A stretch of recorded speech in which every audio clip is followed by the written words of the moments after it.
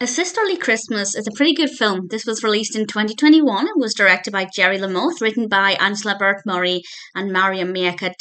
And this stars Deborah Joy Winans as Kristina and Lisa Michelle Cornelius as Vicky.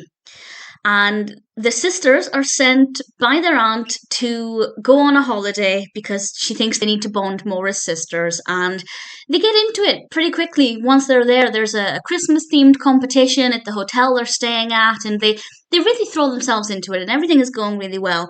But then a former rival from their childhood is also there at the same time, as bad luck would have it.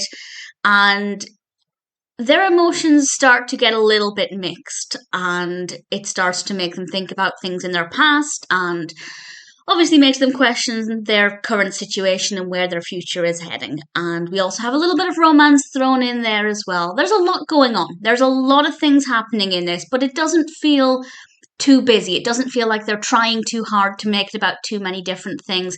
I think they got the balance with the various different threads of the narrative quite well, and the sisters are both really likable as well. That's not to say I agree with how they respond to everything, because sometimes at least one of them will overreact to something every now and then.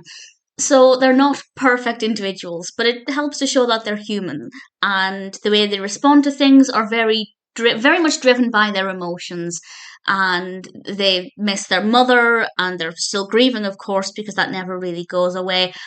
So their emotions are quite high throughout this, but that's not to say it's a depressing story, because there's a lot of fun, there are a lot of festivities. It is a very merry film, but betwixt the merriment, we do have a bit of sorrow and heartache and perhaps confusion with how they think they should feel in the moment. And it's a very well written narrative with some really likable characters. The performances are really good, and there's a really great amount of Christmas, given this Christmas contest that they're doing and the different Christmas activities that they have to take part in, or indeed choose to take part in.